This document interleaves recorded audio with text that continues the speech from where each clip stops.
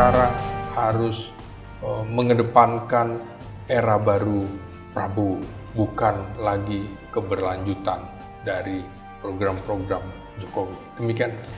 Saya yakin juga itu akan menjadi atau menambah credit point Presiden Prabowo di mata rakyat. Iya. Kalau ada keberanian seperti itu.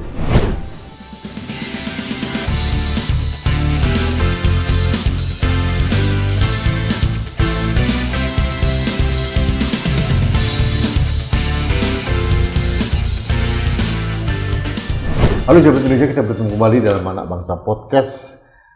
Hari ini kami mengundang pengamat militer dan politik dari Universitas Nasional, Dr. Selamat Ginting. Kita akan membahas terkait dengan menjelang 1 tahun pemerintahan Presiden Prabowo dan beberapa hal yang terkait hal itu.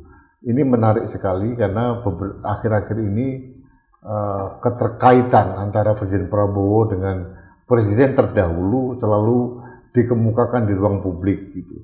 Apakah ini menjadi liability, beban, atau ini menjadi pendorong peringan beban Presiden? Ini akan kita diskusikan dengan Mas Selamat Ginting. Mas, selamat datang. Ya. Udah lama nggak ketemu. Iya. Udah Sehat ya, Mas Rudi ya. sering beredar di mana-mana. Sekarang satu kehormatan Mas Selamat bisa datang kembali. Mas, tanggal 20 Oktober. Iya. Tepat 1 tahun pemerintahan Presiden Prabowo. Catatan kritis Anda apa terkait dengan 1 tahun Presiden Prabowo? Ya, tentu saja Prabowo sangat berhati-hati dalam memerintah. Karena kalau kita ingat pada masa kampanye dia mengatakan bagian dari keberlanjutan Presiden sebelumnya. Karena itu tentu orang akan melihat apa betul antara kampanye dan kenyataan akan selaras. Karena di dalam politik itu tidak ada yang abadi. Ya. Loyalitas juga sangat situasional. Dan ternyata kenyataan itu tidak semudah yang diucapkan pada masa kampanye sebagai keberlanjutan. Ternyata banyak problem, banyak beban yang harus dipikul oleh Presiden Prabowo Subianto, termasuk beban utang, termasuk beban-beban pembangunan proyek-proyek mercusuar Jokowi yang sekarang mungkin harus dievaluasi, ditunda, dijalankan separuhnya, 3/4-nya, atau dihentikan. Saya kira Presiden Prabowo sedang menghitung itu. Tapi dari pernyataan Menteri Purbaya kemarin itu menarik sekali. Ketika tentang WUS ya maksudnya? Tentang WUS itu ya. Bahwa Menteri Purbaya ini menolak membayar utang WUS kereta cepat Jakarta-Bandung melalui dana APBN. Dalam beberapa kesempatan wartawan bertanya pada Menteri Purbaya dan ini unik, Menteri gaya komunikasinya unik sekali menurut saya. Dari pernyataannya jelas bahwa dia tidak takut pada siapapun. Saya hanya menjalankan tugas dari Presiden. Artinya pernyataan Menteri Keuangan Purbaya sudah atas persetujuan Presiden Prabowo Subianto. Artinya pada saat dia membuat statement bahwa tidak mau menggunakan APBN untuk membayar hutang WUS itu juga menurut Mas Selamat juga atas blessing dari Presiden. Iya, saya kira yang menarik adalah hari ini atau kemarin tepatnya Menteri Purbaya juga mengatakan akan ada kejutan, akan ada penangkapan besar-besaran di lingkungan pajak dan bea cukai. Nah, sementara kemarin juga dia memaksa proyek BGN itu harus mengembalikan uang 71 1 triliun. 1 triliun. Artinya juga menurut saya Presiden Prabowo sedang menugaskan Menteri Purbaya untuk juga menggebuk orangnya kalau memang betul-betul nakal. Meskipun MBG ini adalah proyek andalan dari Presiden sekalipun nih. Persis.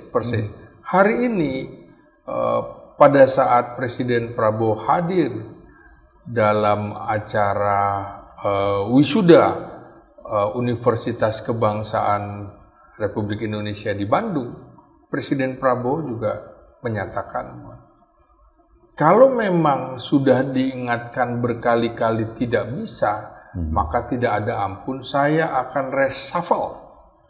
Nah, pernyataan ini menurut saya pernyataan tanpa teks Presiden Prabowo pada hari ini, Sabtu, itu betul-betul Presiden Prabowo sudah mendapatkan informasi dari beberapa pembantunya, utamanya adalah Menteri Keuangan Purbaya Yudi Sadewa, bahwa dia akan melakukan tindakan-tindakan hukum juga seperti yang belum lama atau tanggal 6 Oktober, satu hari setelah perayaan Hari TNI ke-80 tahun itu, Presiden Prabowo mengunjungi Bangka Belitung.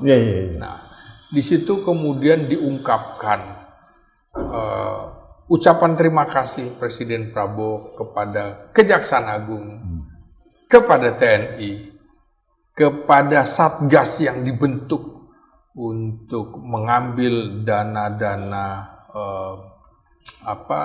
dari mineral, tanpa mengucapkan satu kata pun terima kasih kepada kepolisian, sehingga nggak ada sama sekali. Dan juga itu maknanya apa? Dan juga tidak ada pernyataan kepada Menteri SDM, gitu kan. Nah, saya kira Presiden Prabowo sedang menampilkan makna simbolik dari pernyataan pidato-pidato dia, termasuk yang hari ini di Bandung, bahwa memang ini bukan hanya keputusan seperti WUS, seperti kasus-kasus oligarki, proyek-proyek mineral, itu bukan hanya soal keuangan atau fiskal, tapi adalah ini sinyal politik penting yang patut dicermati dalam dinamika hubungan Presiden Prabowo Subianto dengan mantan Presiden Joko Widodo. Menurut saya begitu. Ya, Mas, ini Mas Slamet menyinggung Presiden sebelumnya, Presiden kedua Joko Widodo. Nah, kemarin saya membuat catatan, saya katakanlah 7 warisan Jokowi yang akhirnya menjadi beban pemerintah berikutnya, dalam hal ini Pak Prabowo mungkin, dan pemerintah setelah Pak Prabowo nanti, dan juga menjadi beban rakyat. Angka 7 simbolik juga, karena itu Presiden 7. Mungkin catatan Mas Slamet mungkin 700 atau 7.000, saya nggak tahu. Nah, saya ingin mengingatkan kembali, Mas. Yang saya catat ada 7 hal itu adalah banyaknya proyek-proyek ambisius, IKN, WUS, kereta cepat, kemudian bandara yang banyak mangkrak sekarang. 14, sekitar 14 ya? 14. Terus kemudian pembangunan infrastruktur yang akhirnya membuat BUMN kita berdarah-darah. Nanti betul. Saya minta elaborasi. Yang kedua tentang hutang negara yang menumpuk. Sekarang sudah mencapai 9.000 triliun lebih. Meskipun masih di bawah angka yang diizinkan oleh undang-undang 60%, tapi tetap kondisi fiskal kita agak berat. Catatan untuk Mas Slamet bahwa tahun depan, Mas, kita harus membayar bunga hutang aja 500 triliun plus angsuran total sekitar 1.600 triliun. Kalau 1.600 triliun itu hampir setengah dari APBN kita harus dibayarkan. Nah, ini warisan dari Jokowi yang kedua yang saya catat, Mas. Yang ketiga adalah fondasi ekonomi yang rontok. Nah, Mas Slamet melihat sekarang daya beli masyarakat turun, kelas menengah turun, PHK di mana-mana. Ini kan bukan hasil kebijakan dari Presiden Prabowo, tapi kan kebijakan yang sebelumnya, membuat jadi iklim investasi sepi dan sebagainya karena korupsi masih merajalela di mana-mana. Itu yang ketiga. Yang keempat adalah kerusakan sistem tata negara. Pak Jokowi mengintervensi yudikatif, mengkooptasi legislatif, gitu, sehingga apapun keinginan Pak Jokowi dalam bentuk undang-undang IKN contohnya, undang-undang yang super cepat gitu ya, sehingga minim sekali partisipasi publik. Nah, jadi keputusan MK nomor 90, keputusan MA nomor 23 itu mengindikasikan bagaimana Pak Jokowi bisa mengubrak-abrik sistem tata negara kita. Nah, itu yang keempat. Yang lima, yang enam, ini penting, Mas Slamet punya kapasitas untuk mengomentari. Pemanfaatan institusi negara untuk kepentingan politik kekuasaannya Pak Jokowi waktu itu. TNI, Polri, yang akhirnya melahirkan persepsi masyarakat tentang pajak dan segala macam itu ada di situ. Nah, yang terakhir adalah korupsi yang merajalela. Nah, korupsi yang merajalela ini indikatornya saya ambil, Mas, betapa selama pemerintahan Pak Prabowo ini membongkar banyak kasus-kasus korupsi, mulai Pertamina, mulai dari Kerumpuk, mulai dari korupsi di pertambangan, KPK untuk kuota haji dan sebagainya. Itu semua terjadi di zaman Pak Jokowi dan oleh Pak Prabowo disentuh. Bahkan orang-orang yang katakannya untouchable di zaman Pak Jokowi dan presiden sebelumnya, mafia minyak itu berani ditersangkakan. Nah, pertanyaan saya sekarang, dari 7 catatan saya, mungkin lagi Mas Slamet akan menambahkan, apakah Pak Prabowo ini menyadari bahwa warisan Pak Jokowi itu akhirnya menghambat program-program Presiden Prabowo untuk menyejahterakan rakyat? Setidaknya publik harus kita ingatkan kembali bahwa sejak masa kampanye, Prabowo kan selalu membawa narasi keberlanjutan. Bahkan acap kali Presiden Prabowo Subianto juga menegaskan, memuji Jokowi, keberhasilan Presiden Ingat Jokowi. Ingat kemarin itu yang hidup Jokowi. Dan acap kali berkali menegaskan akan meneruskan program-program strategis nasional atau PSN. Pendahulunya ya termasuk tentunya ibu kota negara Nusantara, lalu juga termasuk proyek strategis nasional, kemungkinan juga PIK 2 atau yang lain-lain. Saya dengar PIK 2 sudah dicabut. Rempang juga sudah dicabut. Jadi artinya memang beberapa PSN di era Jokowi sudah di list off dari Jatar. Nah, yang menarik adalah realitas setelah Presiden Prabowo itu dilantik, itu tidak mulus dia mengatakan soal keberlanjutan. Tidak semudah itu dia ngomong.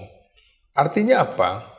Slogan kampanye itu di dalam praktek implementasinya justru pelan-pelan sekarang mulai terungkap. Dari pernyataan misalnya Menteri Keuangan Purbaya yang menolak membayar WUS itu, jelas memperlihatkan adanya evaluasi ulang terhadap proyek-proyek mercusuar era Jokowi. Dan termasuk kemungkinan proyek-proyek pembangunan bandara di sejumlah kota kabupaten di Indonesia. Nah, ini sinyal bahwa mulai muncul sinyal serupa akan muncul juga di proyek-proyek strategis nasional lainnya, bahkan proyek IKN yang digadang-gadang sebagai simbol simbol transformasi Indonesia yang diciptakan di era Jokowi itu akan dievaluasi. Nah, apakah akan dievaluasi? Apakah akan dihentikan? Tadi kita sempat bicara apa sih pernyataan Presiden Prabowo bahwa IKN menjadi ibu kota politik kan? Kan itu memang tidak lazim. Nah, tapi kalau kita lihat antara Ankara dengan Istanbul, nah kira-kira juga begitu. Jadi antara ekonomi dan politik, antara Sydney dengan Canberra, nah kira-kira juga begitu. Nah tapi kalau kita lihat kemungkinannya dari pernyataan-pernyataan parlemen, mereka meminta Jakarta sebagai ibu kota parlemen, nah gitu kan. Artinya kan penolakan halus dari parlemen. Dia tetap tidak ingin parlemen ada di IKN. Nah, padahal pernyataan ibu kota politik itu artinya memunculkan dualisme ibu kota. Jadi ada Jakarta, ada IKN.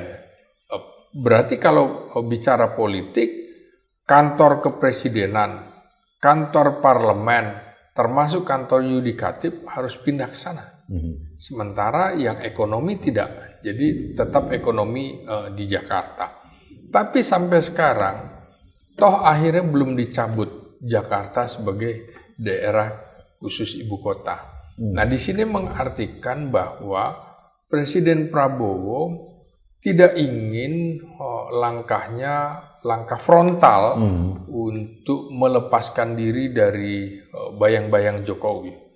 Prabowo betul-betul menggunakan cara-cara halus untuk menyingkirkan pelan-pelan pengaruh Jokowi, termasuk orang-orang Jokowi di dalam kabinet, di dalam pemerintahannya, di dalam elit-elit kekuasaan. Jadi betul-betul publik akan mengartikan bahwa masih relevankah label keberlanjutan Jokowi dalam pemerintahan Prabowo Subianto. Saya melihat gini, ada koreksi fiskal yang dilakukan oleh Presiden Prabowo.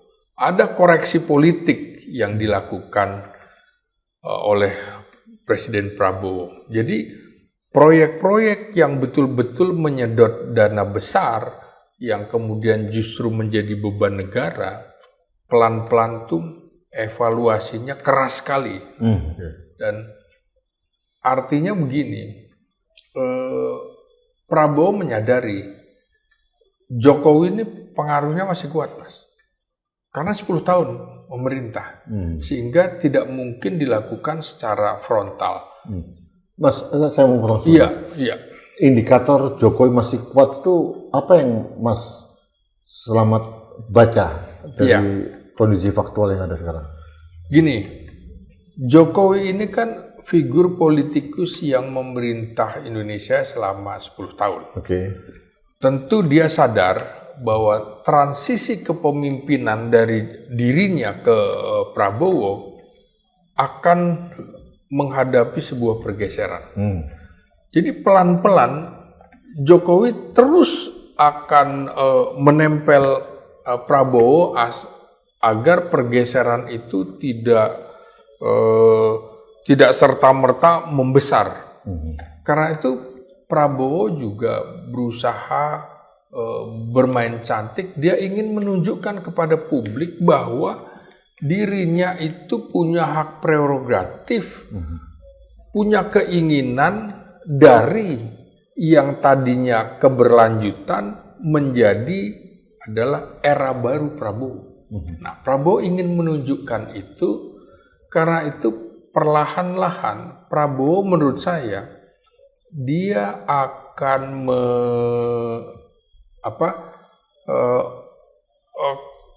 komunikasi atau pertemuan dengan Jokowi tidak akan lebih sering lagi. Dengan pertemuan berlangsung di Kartanegara, menurut saya, pada tanggal 4 Oktober itu menandakan bahwa Jokowi sekarang lebih membutuhkan Prabowo ketimbang Prabowo membutuhkan Jokowi. Nah, indikasinya biasanya Prabowo yang datang ke Solo. Atau kalaupun pertemuan di Jakarta atau Jabodetabek, pertemuannya di Hambalang, bukan di Kertanegara. Nah, jadi Prabowo menurut saya perlahan-lahan mulai menyingkirkan orang-orang Jokowi, tapi secara halus. Maka momentum 1 tahun pemerintahan Prabowo Subianto, menurut saya sinyal akan ada reshuffle kabinet lagi seperti pernyataan Prabowo di Bandung hari ini, itu juga pelan-pelan ingin menancapkan kepada koalisi pendukung pemerintahannya bahwa sudah saatnya Anda lebih loyal kepada saya daripada Jokowi. Jokowi nyaris tidak punya kekuatan partai politik lagi setelah ditinggalkan oleh PDIP. Dia hanya mengandalkan PSI sebagai partai sunyi yang kemudian pengaruhnya tipis sekali di parlemen, tidak ada. Nah, maka itu menurut saya momentum pemisahan diri antara Presiden Prabowo dengan Jokowi itu momentumnya pertama adalah ketika pengumuman kabinet. Tapi di situ masih sangat kuat. Tapi ketika parlemen membentuk kabinet di dalam parlemen, termasuk perangkat alat kelengkapan DPR, di situ nggak ada lagi pengaruh Jokowi. Mereka parlemen lebih loyal kepada Prabowo. Mas, dalam 1 tahun pemerintahan Pak Prabowo, saya membuat suatu analisa yang unik sebetulnya dari peristiwa unik bahwa dalam satu tahun pemerintahan Prabowo ini hampir tidak ada oposisi kepada Prabowo di parlemen maupun dari masyarakat sipil. Yang terjadi malah oposisinya kepada mantan presiden. Hampir semua, termasuk Mas Slamet mengkritisi bukan Prabowo-nya, tapi justru mantan presiden. Nah, beberapa tokoh-tokoh yang saya wawancarai justru menyuarakan agar kita itu harus bagaimana menjaga Pak Prabowo tuntas menjalankan tugasnya sampai minimal 5 tahun gitu ya. Karena kita tahu kalau Pak Prabowo jatuh di tengah-tengah perjalanan, yang mengambil manfaat adalah keluarga Jokowi. Nah, itu dia. Nah, fenomena seperti ini kan agak unik, Mas, dalam satu pemerintahan bahwa oposisi tidak ada, bahkan PDI Perjuangan pun jarang membuat kritik-kritik yang cukup keras terhadap pemerintahan Presiden Prabowo. Yang terjadi justru kritik itu, oposisi itu diarahkan ke geng Solo. Mas Slamet melihat ini sebagai fenomena apa ini? Iya, memang menarik ya, karena praktis di era-era pemerintahan sebelumnya antara pemerintah baru dengan pemerintah lama itu praktis seperti tidak ada hubungan. Misalnya dari Presiden Soekarno kepada Presiden Soeharto. Jadi diputus total gitu ya? Putus total. Kalau Presiden Habibie kepada Presiden Soeharto karena penerus, dari wakil naik. Tapi dari Presiden Habibie kepada Gus Dur kan putus. Kemudian dari Gus Dur ke Megawati hubungan tidak bagus. Artinya pemakzulan Gus Dur dan Mega yang menerima manfaat gitu. Sama kemudian dari pemerintahan Megawati ke SBY putus sama sekali. Dan karena hubungan keduanya tidak harmonis. Sama dengan hubungan SBY dengan Jokowi. Kan gitu. Nah, berbeda dengan hubungan Jokowi dan Prabowo. Jadi unik sekali. Unik sekali.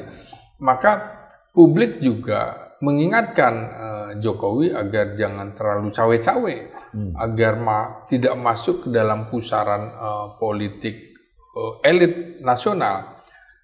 Presiden SBY kan menahan diri betul. Pada saat Jokowi memerintah selama 10 tahun, dia tidak mau masuk mengkritik, juga nggak mau. Perlawanan keras dari SBY adalah ketika partainya coba dibegal. Itu kan gitu. Iya.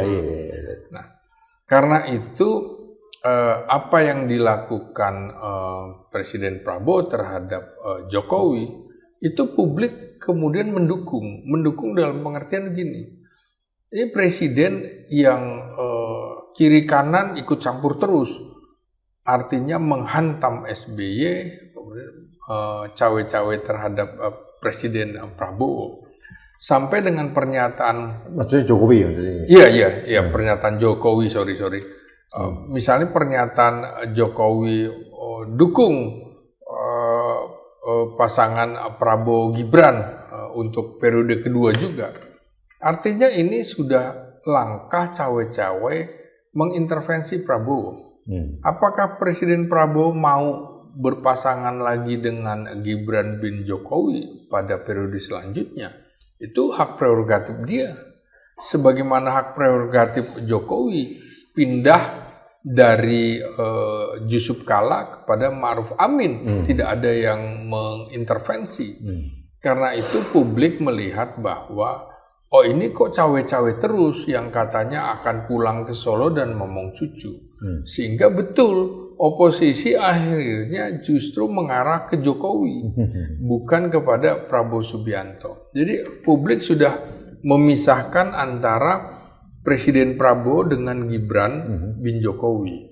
Karena dianggap bahwa Gibran itu sesungguhnya adalah perpanjangan tangan dari Jokowi. Publik melihat bahwa yang duduk di Istana Wapres itu adalah Jokowi. Karena itu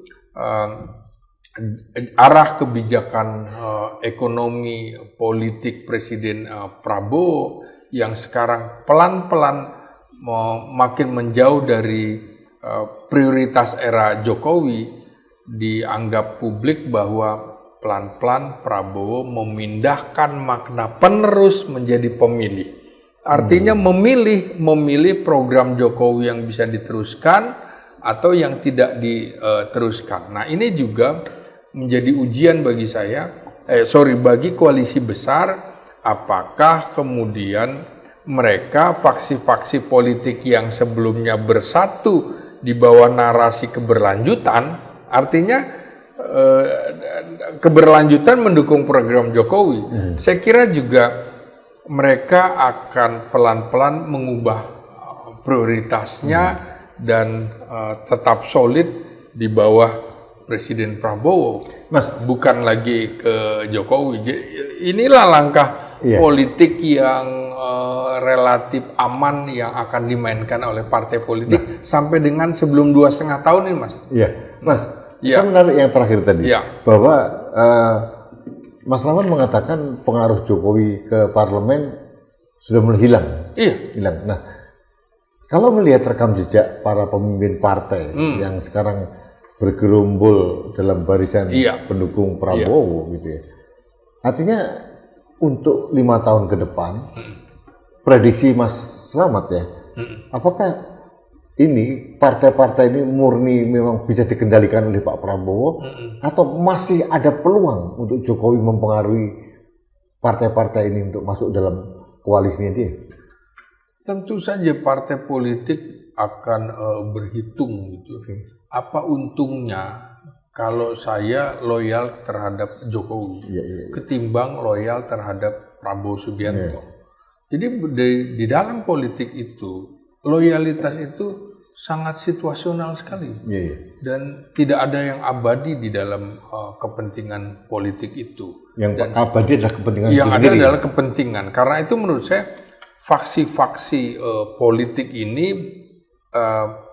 apakah dia akan mempertahankan legasinya Jokowi? Saya kira tidak. Pelan-pelan. Nah, karena itu mereka akan seperti Prabowo, dia ingin menunjukkan arah baru Presiden Prabowo. Itu yang mungkin juga akan didukung oleh partai-partai politik. Gitu. Apalagi yang terakhir saya lihat approval rate untuk presiden itu semakin hari semakin meningkat, 83,sekian% gitu. Dia masih cukup tinggi. Kan? Artinya keputusan Prabowo dalam bentuk apapun, termasuk kemandirian untuk memilih wakilnya nanti dan juga itu akan didukung oleh rakyat gitu. Nah, Mas,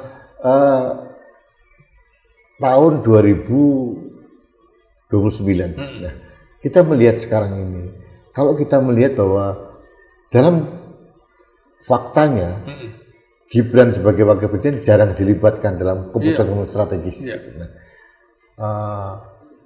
ini ancaman serius buat Jokowi atau tidak? Oh iya, jadi menurut saya 83% tingkat kepuasan kepada Presiden Prabowo itu dengan catatan tanpa Gibran. Tanpa Gibran? Tanpa Gibran. Iya. Karena menurut saya Gibran justru adalah salah satu titik lemah pemerintahan Presiden Prabowo Subianto. Makanya dia tidak dilibatkan untuk hal-hal yang urgen. Justru kemudian banyak langkah-langkah yang dilakukan Gibran itu tidak menguntungkan Indonesia secara politik diplomasi. Misalnya pada saat Indonesia sedang keras-kerasnya mendukung Palestina, dan itu dukungan dunia kepada Palestina tidak pernah sebesar ini. Tapi di sisi lain Presiden Jokowi dijadikan semacam tokoh oleh Bloomberg yang kemudian ke Israel, itu tanpa sadar sebenarnya Bloomberg Jokowi itu adalah Yahudi di sana. Identik dengan Zionis Yahudi, bukan cuma Yahudi, tapi Zionis Yahudi. Nah, di sisi lain juga pada saat kunjungan Gibran ke Papua New Guinea, Mas. Papua New Guinea adalah salah satu negara yang mengakui Israel. Padahal di negara-negara wilayah Pasifik itu menjadi salah satu faktor. Ini kan bertentangan dengan politik luar negeri Indonesia. Gibran itu nggak ngerti situasi politik luar negeri Indonesia yang bebas aktif. Kita sedang memimpin untuk memberikan dukungan kepada Palestina. Bahkan Indonesia dalam waktu dekat akan mengirimkan pasukan di sana. Jadi langkah Jokowi, langkah Gibran, langkah Bobi Nasution di Sumatera Utara, ini dipandang publik justru sebagai langkah-langkah yang menggerus tabungan politik Presiden Prabowo Subianto. Itu modal sosial politiknya justru akan terkikis dari langkah-langkah keluarga Jokowi ini. Artinya keberadaan Gibran yang merepresentasikan Jokowi itu akan menjadi beban bagi Presiden Prabowo. Iya. Oke. Mas, saya mau tanya lebih detail, Mas. Iya. Dari apa yang saya sampaikan tadi, bahwa ternyata identifikasi saya itu ada 7 warisan Jokowi yang menyebabkan kerusakan bagi bangsa ini, warisan bagi Pak Prabowo dan pemerintah setelah itu, bahkan menjadi beban rakyat juga. Nah, pertanyaan saya sekarang, sebagai rakyat, Mas, apakah kita harus membiarkan bahwa seorang pemimpin itu mempunyai keleluasaan tanpa batas, tanpa sanksi apapun, yang akhirnya itu menjadi beban rakyatnya. Seperti utang bus, sampai sekarang mencapai 116 sampai 118 triliun, tergantung kursnya. Nah, model pembangunan kereta bus yang di awal itu adalah B2B, yang dikatakan business to business, yang dikatakan tanpa APBN, tapi kenyataannya di tengah jalan ada injeksi dari APBN, gitu ya. Bahkan ada penjaminan dari dari pemerintah tentang itu. Belum lagi utang BUMN karya, belum lagi tentang kerusakan-kerusakan yang lain, hutang yang begitu menumpuk dan sebagainya. Apakah kita memungkinkan menurut kacamata Mas Slamet ya, bahwa harus ada kecaman keras atau mungkin sanksi lah kepada seorang pemimpin yang begitu ugal-ugalan gitu, Mas? Jadi memang menurut saya Presiden punya hak prerogatif. Apakah akan meneruskan kebijakan atau warisan dari presiden sebelumnya atau siapapun presidennya, itu harus juga diatur. Karena yang unik adalah sampai saat ini kita belum memiliki undang-undang kepresidenan. Saya kira ini harus salah satu yang diprioritaskan dalam prolegnas bahwa kita harus punya undang-undang kepresidenan supaya kita belajar dari kesalahan ini. Artinya begini ya. Oke, Presiden Soekarno dulu juga punya proyek-proyek mercusuar, Masjid Istiqlal, kemudian Monas, Monumen Nasional, GBK, Gelora Senayan, dan lain-lain, termasuk jalan bypass dan segala macam. Nah, tapi memang program-program itu menghasilkan titik pandang kepada dunia tentang Indonesia. Sama juga pada saat kita baru 10 tahun merdeka. Soekarno mencanangkan Konferensi Asia Afrika di Bandung 1955. Itu menjadi tonggak sejarah. Tonggak sejarah bagi bangsa-bangsa di dunia bahwa Indonesia menjadi leader bagi kepentingan dunia untuk menolak yang namanya kolonialisme. Karena Indonesia adalah bangsa yang cinta kemerdekaan, cinta perdamaian, tapi lebih mencintai kemerdekaan. Itu menjadi milestone bagi seluruh dunia. Iya, betul. Jadi ada alasan-alasan sejarah dan kemudian juga tercipta yang namanya kita menjadi tuan rumah Asian Games tahun 1962. Ya. Kita kemudian punya simbol kemerdekaan Monas itu. Kita punya gedung HI yang disebut juga Hotel Indonesia, bahwa kita betul-betul negara ini loh. Contoh yang seharusnya negara di dunia harus bebas dari penjajahan. Jadi unsur sejarahnya ada, unsur nasionalismenya ada, unsur ideologisnya ada. Ideologisnya ada. Kemudian Soekarno juga menyadari ketika ibu kota yang rencananya dipindahkan ke Palangkaraya akhirnya tetap ke Jakarta ketika membangun proyek-proyek di Jakarta, ya Senayan, ya Monas, ya Istiqlal, dan lain-lain. Simbol Istiqlal bahwa ini negara adalah negara yang tidak perlu diajari toleransi.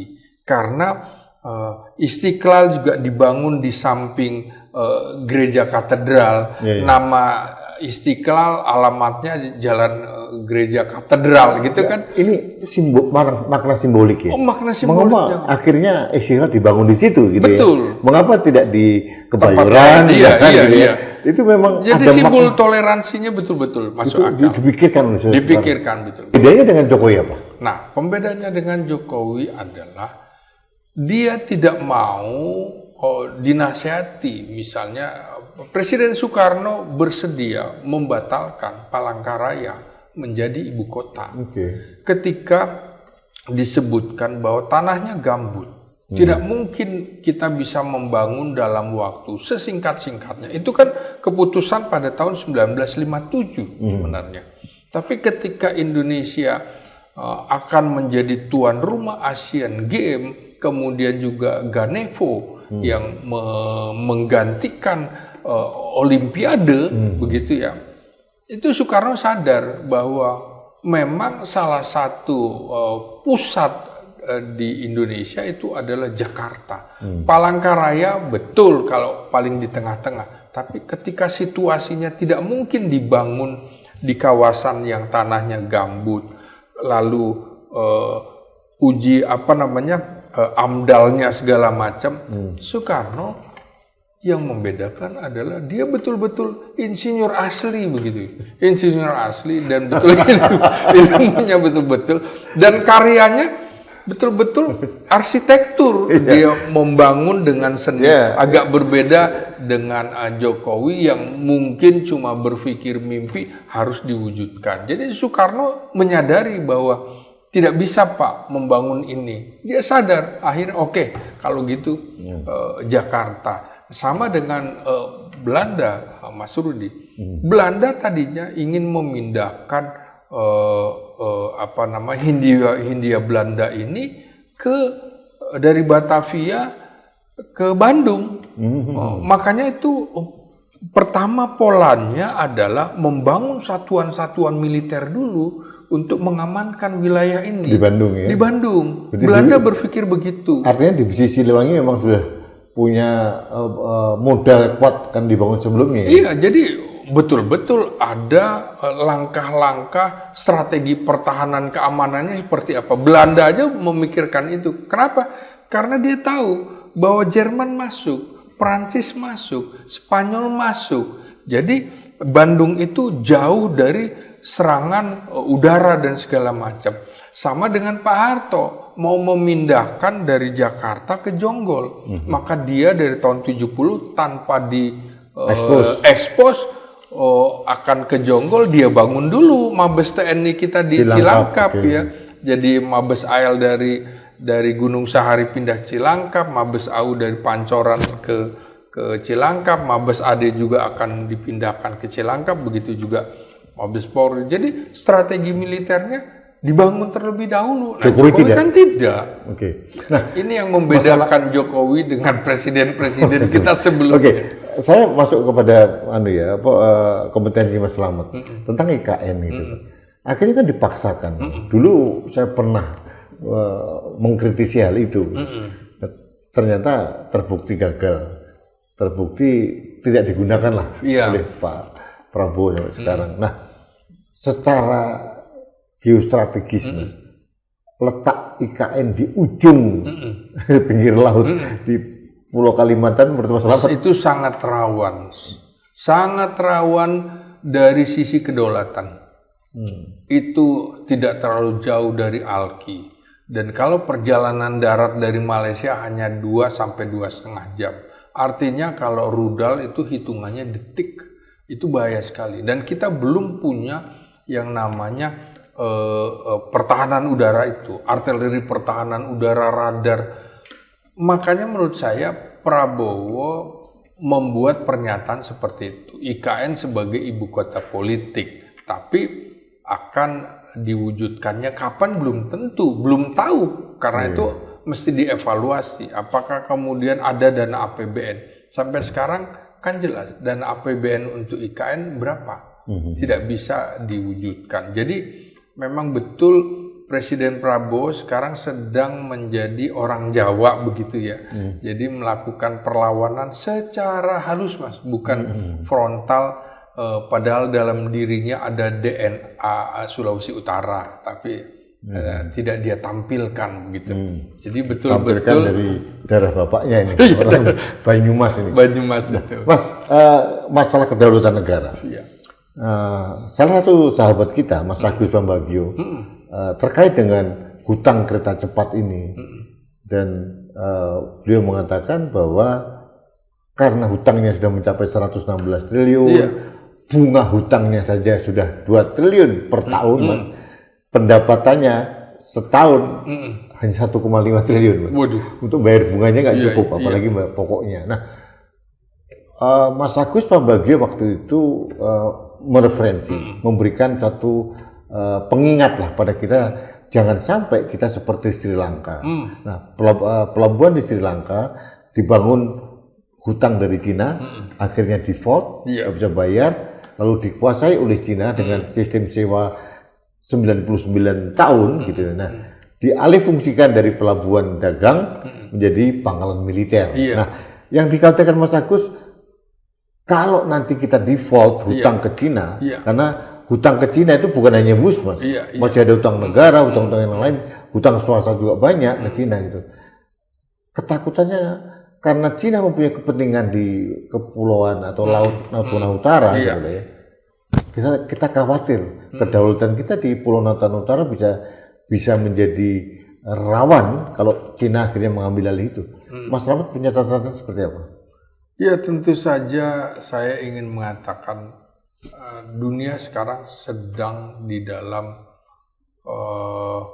situasi perang. Artinya kan perang ekonomi, perang dagang. Bukan perang militer itu langsung antara infanteri dengan infanteri, tidak. Jadi situasinya memang situasi perang. Karena itu kita juga harus bisa memahami langkah yang dilakukan Malaysia. Misalnya Mahathir Muhammad pada usia 90 tahun menjadi Perdana Menteri Malaysia kembali. dia mengatakan dengan tegas, kami tidak mau membayar hutang dari keputusan Perdana Menteri sebelumnya. Karena itu Perdana Menteri sebelumnya harus bertanggung jawab. Wajib. Ya, karena itu betul-betul harus ada langkah strategis di kita, undang-undang kepresidenan seperti itu. Jangan kemudian bisa memberikan keleluasaan, memberikan dukungan tanpa reserve, nggak boleh. Jadi harus ada catatan, kalau ini utang-utang tadi bisnis to bisnis, jangan lagi kemudian tahu-tahu pemerintah yang harus bayar. Menurut saya nggak fair juga. Karena itu pejabat-pejabat sebelumnya harus bertanggung jawab, termasuk mantan Presiden Jokowi. Kita harus belajar, Mas, dari Korea Selatan yang kemerdekaannya sama dengan kita tahun 1945, tapi jauh lebih maju daripada kita, dan beberapa presidennya harus masuk ke penjara, mempertanggungjawabkan perbuatannya. Kalau tidak, ini akan semena-mena. Nah, itu akhirnya membuat Korea Selatan di mata internasional mempunyai integritas dalam law enforcement, tidak tebang pilih gitu. Even dia mantan presiden sekalipun itu bisa kena sanksi juga. Nah, pertanyaan lanjutan saya dari statement Mas Slamet adalah, beranikah Presiden Prabowo melakukan langkah-langkah yang extraordinary seperti ini agar jangan sampai kejadian kerusakan Jokowi ini berulang pada pemimpin setelah itu? Nah, karena itu memang pola makan bubur dari pinggiran itu yang sekarang sedang akan dilakukan Presiden Prabowo. Jadi akan menangkapi orang-orang Jokowi tidak langsung, tapi dari pinggiran. Contoh, Budi Ari disingkirkan, kemudian kasus Nadiem, segala macam. Jadi apa yang terjadi penangkapan atau menersangkakan sejumlah mantan pejabat era Jokowi itu kan menandakan bahwa betapa buruknya sistem yang dibangun di era Presiden Jokowi. Karena itu menurut saya memang perlahan-lahan tapi pasti dalam kasus Nadiem misalnya kan juga telah mengemukakan bahwa ada elit yang memaksa dia melakukan sesuatu yang melanggar hukum. Ini perlahan-lahan menurut saya akan dibuka. Maka dengan tampilnya Menteri Purbaya ini, saya kira akan diikuti oleh reshuffle kabinet atau pejabat-pejabat lain yang menduduki posisi-posisi seperti Dirjen Bea Cukai sudah orang dari luar misalnya. Kemudian pajak saya kira sebentar lagi dan juga yang lain-lain. Karena menurut saya dari salah satu evaluasi penting selama 1 tahun ini adalah terutama di bidang hukum yang belum bisa diharapkan. Baik itu Komisi Pemberantasan Korupsi, lalu kepolisian dan juga kejaksaan. Kepolisian itu menurut saya di era Jokowi itu berada di titik nadir yang memang harus kita dukung untuk dilakukan reformasi total. Dan reformasi total yang paling penting justru kepolisian, bukan yang lain-lain. Artinya memang betapa publik melihat polisi kita jauh dari ekspektasi pada saat kepolisian lepas dari ABRI berpisah dengan TNI yang diharapkan jauh lebih baik, tapi dalam kenyataannya malah sebaliknya. Karena itu kita harus dukung yang namanya komite atau komisi reformasi dari yang akan yang memiliki mandat dari Presiden Prabowo Subianto untuk melakukan reformasi kepolisian. Mas Slamet, terkait dengan komisi reformasi kepolisian, itu kan diwacanakan sudah berminggu-minggu.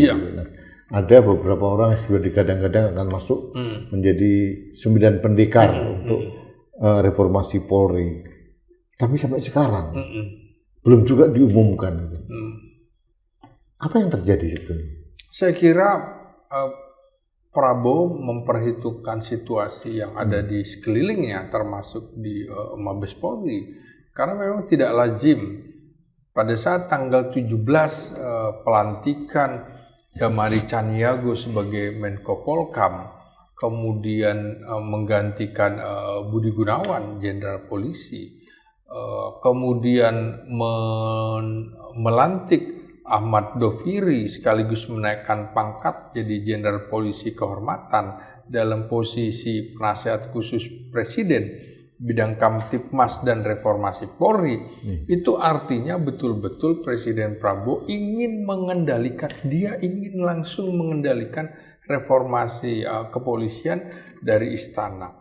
Menarik, Menko Polkamnya juga diganti karena begini. Yang ketua Kompolnas itu Menko Polkam. Iya. Kemudian wakilnya siapa? Mendagri. Wakilnya Mendagri. Dua-duanya dari kepolisian. Oke. Ya kan?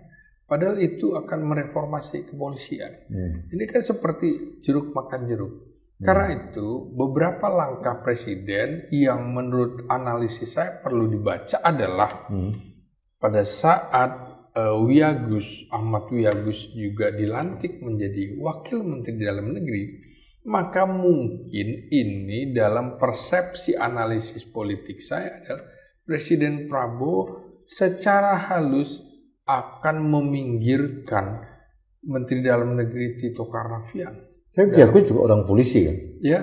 Wiyagus juga orang kepolisian juga. Betul, artinya nanti posisi Mendagri itu akan diganti dari Tito, tapi supaya enak, kira-kira tidak frontal, maka utusan kepolisian juga ada di situ. Apalagi sebenarnya kan kepala badan pengelola perbatasan juga kepolisian. Banyak sekali itu harusnya TNI itu ya. Iya, saya kira perbatasan wilayah yang sensitif sekali gitu ya. Sama dengan bagaimana di KKP ya. Kelautan dan perikanan kok justru lebih banyak kepolisian bukan angkatan laut. Saya kira pelan-pelan dengan kenaikan pangkat wakil Didit Herdiawan itu kemungkinan ini langkah stepnya Presiden Prabowo akan mengangkat Didit atau kalaupun bukan Didit dari Angkatan Laut, barangkali nanti Kasal akan geser ke sana, bisa jadi pelan-pelan untuk kemudian menata ulang. Jadi memang menata ulang kabinet. Presiden Prabowo tidak mengambil langkah frontal, tapi penyingkiran secara halus orang-orang Jokowi dan juga kepolisian di lingkungan kabinet.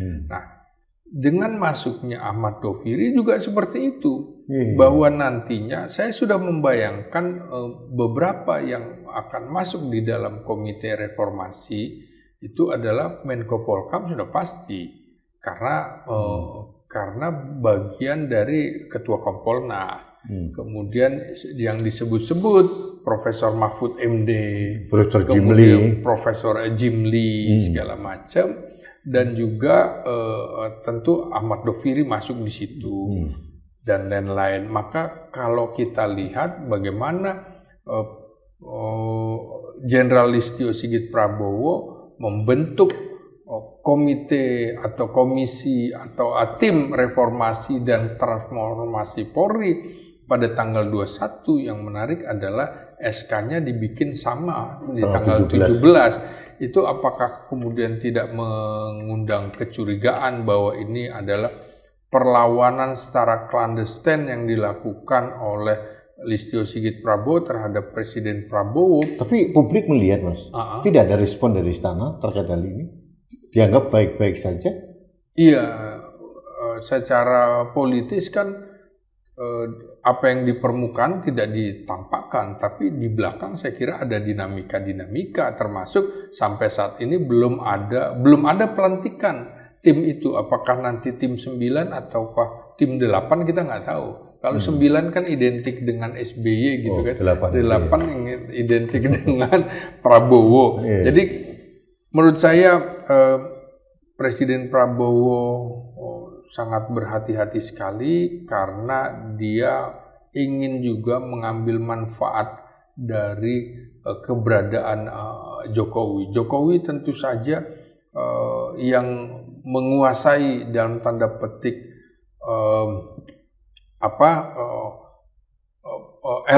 elektoral dia kuasai, terutama digital dan kelompok 60% yang ekonominya di bawah. Itu juga bagi Prabowo yang dianggap memenangkan dalam Pilpres itu, sehingga dia akan sangat hati-hati sekali, tidak ingin berhadapan-hadapan secara langsung dengan Jokowi.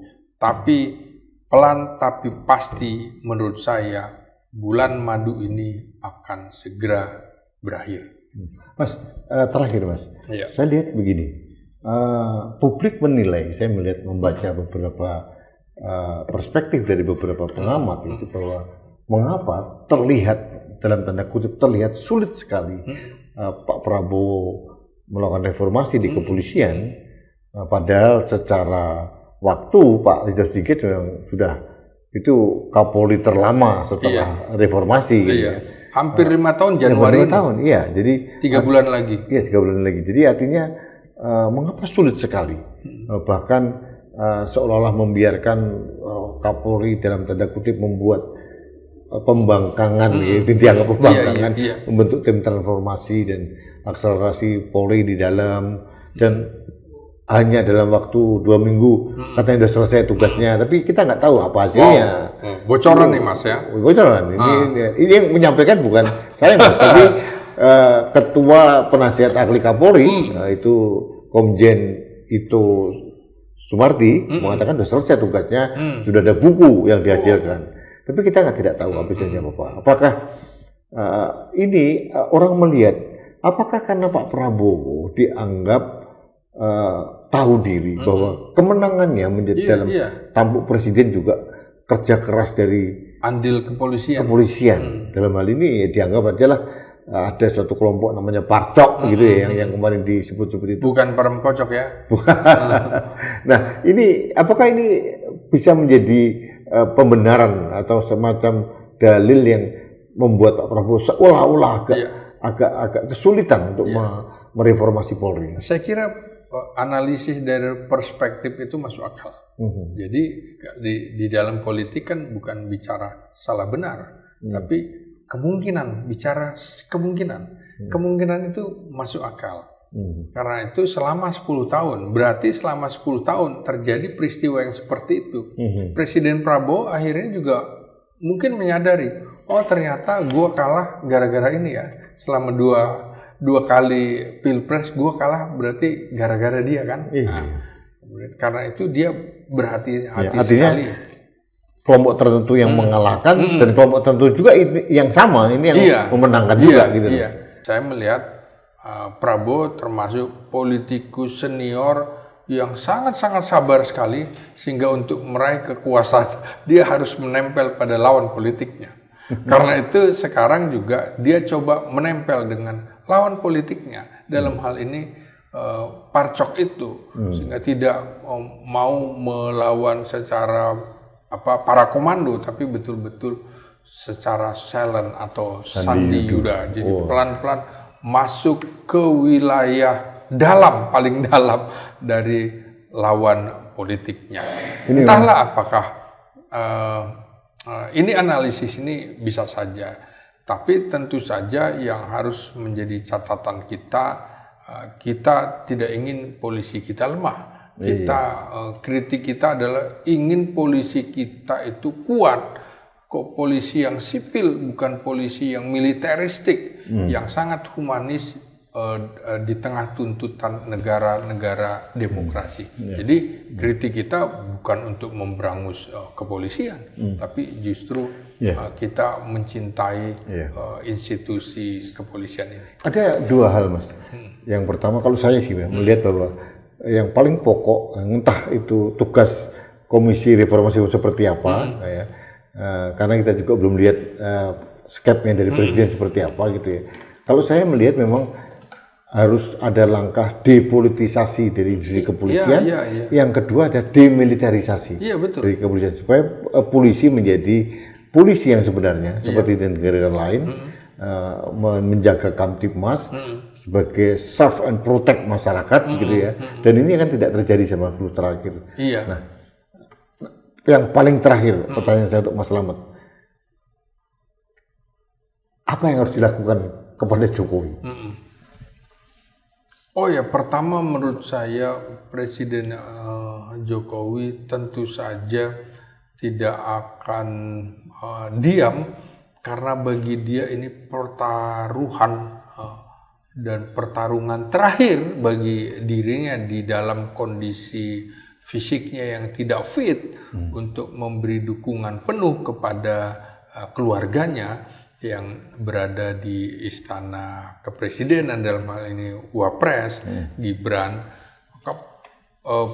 Jokowi akan terus melakukan langkah-langkah politik termasuk kepada partai-partai politik yang konstituennya beririsan dengan PSI, partai di mana dipimpin oleh anak bungsunya Kaesang. Nah, karena itu menurut saya tidak terlalu heran kalau ada semacam operasi intelijen tanda petik ingin menggembosi partai-partai pesaingnya, baik itu PDI Perjuangan, kemudian Nasdem, atau partai-partai yang memang segaris dengan PSI, dan itu wajar-wajar saja dilakukan oleh partai politik karena politik adalah pertarungan. Karena itu ketika kemarin beberapa orang-orang penting di Nasdem, tokoh-tokoh yang dikenal publik yang sering tampil juga di muka publik tiba-tiba sudah masuk ke Partai Gajah. Artinya memang sekarang partai-partai itu menurut saya juga sedang mencoba ancang-ancang supaya di dalam pemilu 2029 nanti apakah akan tetap 4% untuk masuk ke parlemen atau ditingkatkan. Saya kira sudah dalam perhitungan mereka. Saya berikan masukan. Putusan MK terakhir yang belum dilaksanakan, yang kemarin ditagih, itu ambang batas untuk parlemen 0%. Jadi untuk tahun 2029 itu berlaku tahun 2029, Mas. Karena kemarin Partai Buruh melakukan judicial review dan ditolak karena MK sudah memutuskan bahwa ambang batasnya 0. Dan MK meminta kepada pembuat undang-undang dalam pemerintah dan DPR untuk segera merealisasikan keputusan MK itu. Artinya parliamentary threshold 0, Mas. Iya, saya kira partai-partai politik di parlemen tidak akan diam. Tentu politik itu dinamis. Kemarin juga sama. Semua kan juga menolak berkali-kali, entah 9 kali atau berkali-kali soal usia persyaratan wakil presiden. Tapi di ujung ternyata berbeda. Saya kira juga partai-partai politik sudah belajar dari kemungkinan itu. Siapa yang diuntungkan dengan 0% itu?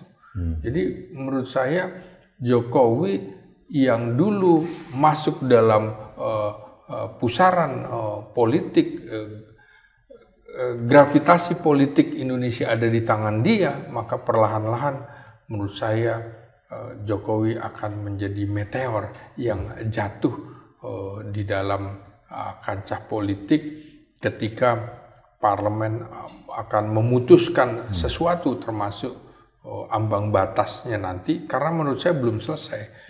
Partai-partai ini bisa saja kemudian membuat undang-undang yang memaksa kemudian MK juga dalam perjalanannya akan ada pergantian di MK. Jadi ini sedang ada pertarungan-pertarungan yang memang tidak nampak di permukaan. Jadi memang benar kata Rocky Gerung, politik is attack of possibility. Persis. Nah, itu dari segi politik, Mas.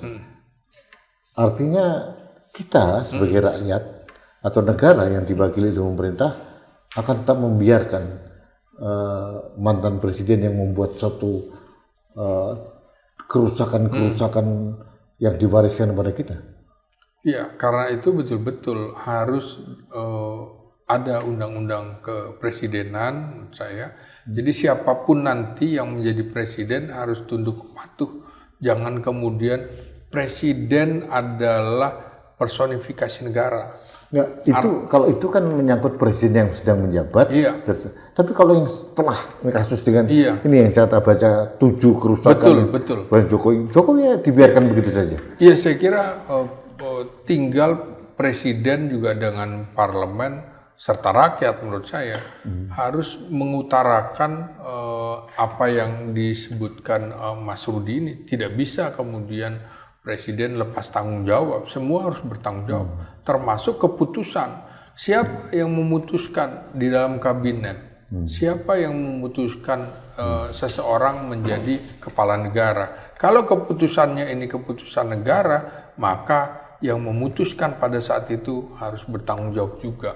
Sama dengan proyek-proyek yang bisnis to bisnis kemudian diambil alih oleh negara, itu juga nggak bisa. Ya. Jadi artinya gini Mas, kita jangan sampai memberikan imunitas yang terlalu besar, terlalu lama atau tidak tersentuh. Iya. Nah, apalagi sekarang ini Mas, di masyarakat gerakan yang mungkin tidak ditangkap secara masif, itu adalah gerakan untuk mengadili Jokowi tuntutannya melalui pintu masuk korupsi atau dugaan penyalahgunaan kewenangan dan sebagainya itu. Nah, memang kayaknya belum ditangkap oleh DPR maupun pemerintah. Sebagai pengamat, ini paling terakhir, apa yang harus diambil untuk menyikapi gerakan masyarakat yang semakin lama seperti bola salju untuk mengadili Jokowi?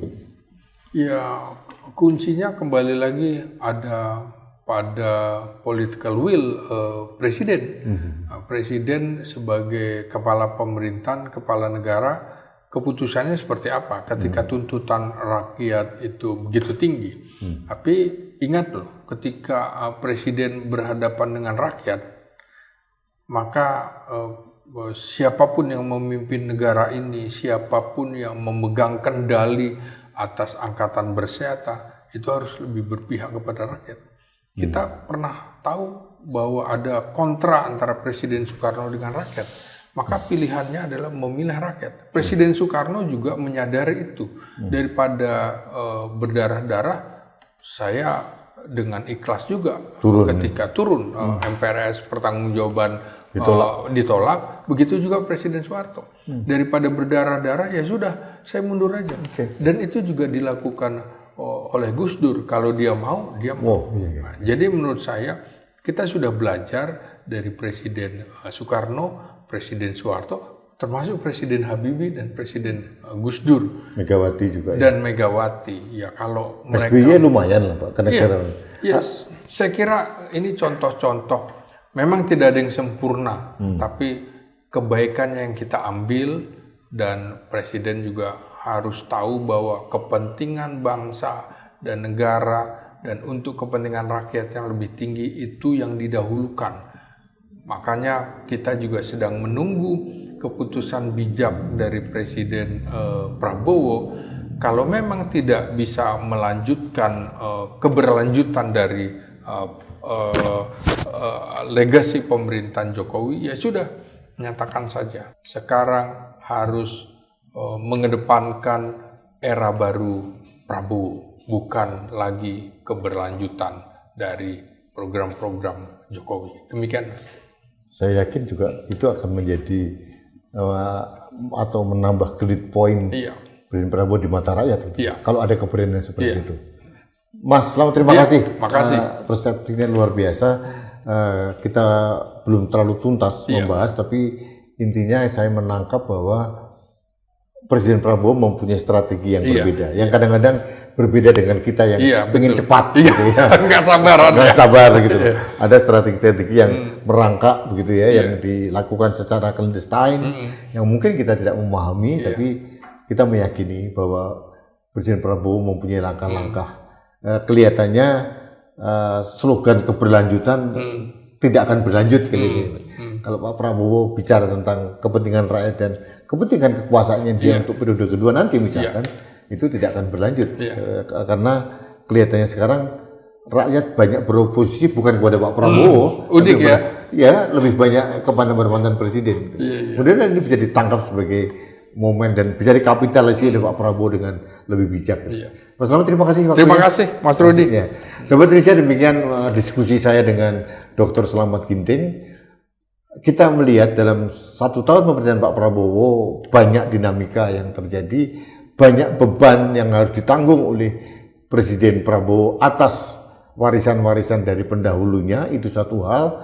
Tapi kita juga melihat langkah-langkah Pak Prabowo yang super hati-hati, super strategis, dan banyak yang membuat kita gemes kenapa kita terlalu cepat. Tapi mungkin saya yakin Presiden Prabowo mempunyai perhitungan tersendiri, mempunyai kalkulasi politik tersendiri, dan ini kita harapkan itu akan baik. Dan satu lagi yang paling penting adalah kita memberikan pesan kepada para pemimpin, jangan kita memberikan cek kosong kepada pemimpin.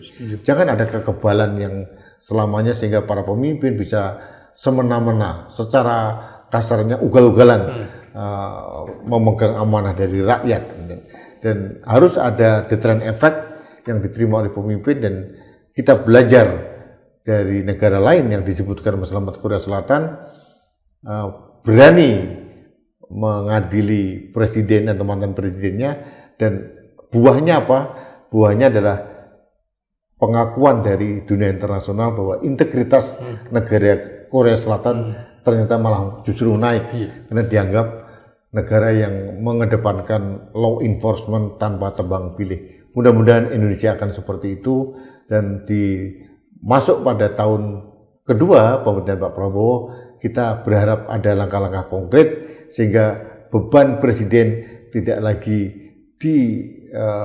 terlalu berat dibebankan oleh presiden, sehingga ada keleluasaan presiden untuk berkiprah dengan warna pemerintahan, dengan warna khusus aksen seorang Prabowo, bukan aksen keberlanjutan yang ternyata menurut Dr. Slamet Ginting sudah tidak relevan lagi untuk saat ini. Terima kasih, kita bertemu kembali dalam Anak Bangsa Podcast selanjutnya. Sampai jumpa. Mas, thank you Mas.